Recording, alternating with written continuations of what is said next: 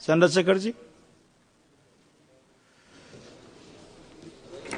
धन्यवाद सभापति जी। राष्ट्रपति जी के अभिभाषण पे मुझे आपने मेरी बात रखने का मौका दिया। मैं जातिगत जनगणना से शुरुआत करूंगा, जिसकी देश को जरूरत है, क्योंकि जनगणना होगी तो आंकड़े आएंगे तो जो बजट दिया जा रहा है वो सही तरह से लोगों तक पहुंच पाएगा, उस बजट का लोगों को फायदा होगा। दूसरी बात, अयोध्या में 3 दिन तक पुलिस ने कार्रवाई नहीं की। इसका खामियाजा एक बेटी को अन्याय के रूप में उठाना पड़ा और मुख्यमंत्री जी यहां खड़े होकर राजनीतिक स्पीच में उस बेटी के अपमान का तमाशा बना रहे थे। ये बहुत दुखदाई है। साथ साथ कुंभ में जिनकी जान गई उनको मैं श्रद्धांजलि देता हूं और मुख्यमंत्री जी को आपके माध्यम से कहता हूं कि वो सूची दे दे तो मुआवजा सब लोगों तक पहुंच जाए। बहुत अच्छी बात है। एक आईना सर मुझे दिखाना है देश भर की सरकारों को। यही बागपत के एक बच्चे ने न्याय नहीं मिला सर, आत्महत्या कर ली पार्लियामेंट के सामने, जितेंद्र ने। परभनी में बाबा साहब अम्बेडकर के स्टैचू तोड़ी गई सर।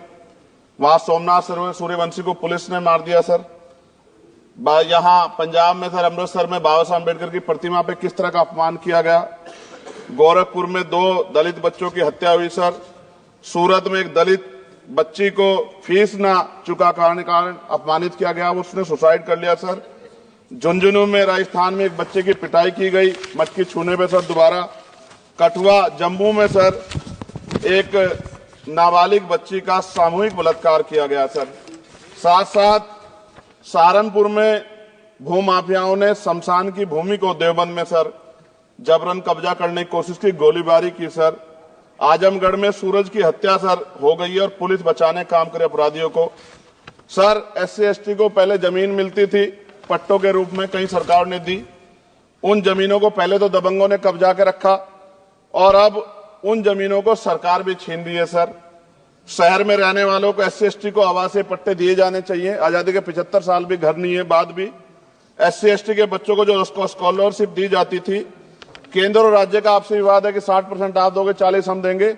इस चक्कर में कई बार स्कॉलरशिप सब नहीं समय पहुंचती, मानसिक प्रताड़ना होती है, स्कूल परेशान करते हैं, कॉलेज।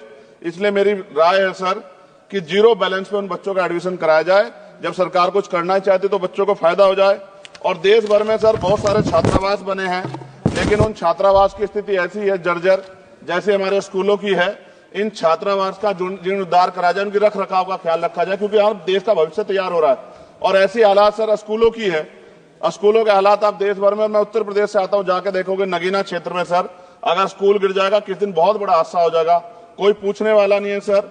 बात OBC समुदाय की जाए सर, OBC समुदाय को वक्त आ गया है कि विधानसभा और लोकसभा में आरक्षण जो है सर मिलना चाहिए, जो उनकी पर्याप्त संख्या यहाँ लोकसभा में और सभी स्टेटों की विधानसभा में आ पाए, जो सामाजिक समानता की दिशा में जरूरी कदम है।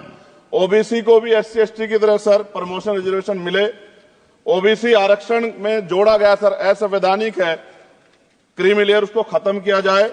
सरकारी स्वायत्त संस्थानों में भी सरकारी विभागों के समतुल्य पदों को चिन्हित किया जाए तथा उनकी समतुल्यता स्थापित की जाए, ताकि इन संस्थानों में कार्यरत OBC कर्मचारियों के बच्चों को भी आरक्षण का लाभ मिल जाए। सर पत्रकार सुरक्षित नहीं है। पत्रकार मुकेश चंद्राकर की सर भ्रष्टाचार के खिलाफ आवाज उठाने पर हत्या की गई सर। कौन पत्रकार ईमानदार से पत्रकारिता करेगा। किसानों को MSP की कोई लीगल गारंटी नहीं। एक बड़े किसान है दल्लेवाल जी, 69 दिन से सर जीवन और मौत के बीच आमरण अनशन पे है। क्या अब तक किसी दिन उनकी जान चल जाए, सरकार को संज्ञान लेना चाहिए।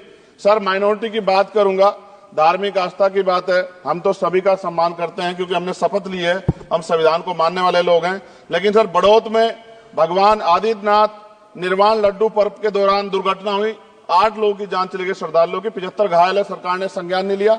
अयोध्या की तरह उनको मुआवजा दे देते तो उनके मन में भी जो माइनॉरिटी है पीड़ा जो है वो खत्म हो जाती। न्यायालय द्वारा पारित आदेश के बावजूद जैन समाज को जैन महातीर्थ गिरनार जूनागढ़ गुजरात पे पूजा करने रोका जाए, जो उनके मौलिक अधिकार का उल्लंघन है सर। बरेली में सार्वजनिक रूप से हजरत पैगंबर मोहम्मद साहब के खिलाफ सार्वजनिक अपमानित गाने चलाए गए। क्या सर मुसलमानों की धार्मिक आस्था का सम्मान नहीं होना चाहिए? उनका भी तो आजादी में योगदान है। और इनको अपराधियों किसका संरक्षण है कि खुलेआम इतने इस तरह गाने बजा के अपमानित कर रहे हैं। संभल की हिंसा में सर 74 लोगों की गिरफ्तारी हुई है और वहां के मुस्लिम डर के साए में है। सरकार बेगुनाहों की गिरफ्तारी बंद करे। महाराष्ट्र में सर चंद्रपुर जिला पड़ता है, मैं अभी गया था, तालुका चिमूर में ताडोबा फॉरेस्ट में संग्रामगिरी पहाड़ पर बौद्ध स्थल है सर, बहुत पुराना। वहां बौद्ध भिक्षु को सरकार बिजली नहीं देती, रास्ता नहीं देती, और इतनी बुरी हालत में उनकी धार्मिक आस्था क्या है सर, तथागत बुद्ध की ज्ञान स्थली होने के कारण बोध गया में बौद्ध धर्म के अनुयायियों के लिए जो बहुत महत्वपूर्ण स्थल है सर, इस स्थल पर अवैध कब्जा हटवाकर बौद्ध धर्म के अनुयायियों को सौंपा जाए। उनमें बड़ी चिंता, देश विदेश से लोग आते हैं, तो यहाँ हमारे देश की छवि भी खराब हो रही है।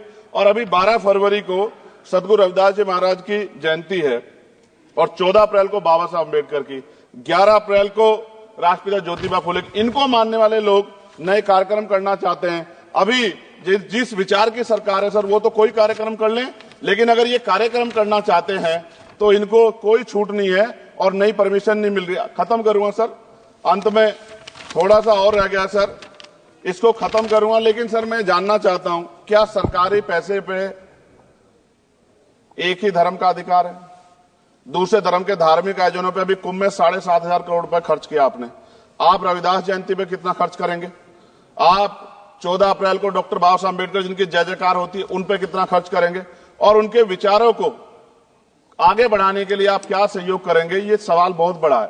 और अंत में सर मुझे आपसे, आपके माध्यम से सरकार को कहना है सर, क्या इस देश से दलितों, मुसलमानों, पिछड़ों, आदिवासियों को निकाल देना चाहती है सरकार? जिस तरह से उनके अधिकारों को, स्कॉलरशिप को, उनकी पढ़ाई को, हेल्थ सिस्टम में कोई पैसा नहीं खर्च हो रहा है, क्या उनको निकाल के इस देश को ऐसा देश बनाना चाहते हैं जहां कुछ ही धर्म के लोग रहेंगे? सर मैं ये कहना चाहता हूं, देश सबका है, और अगर सरकार ये तय करके बैठ गई कि वो दलितों, मुसलमानों को, पिछड़ों को, आदिवासियों को निकाल देगी, तो सर ये संभव नहीं।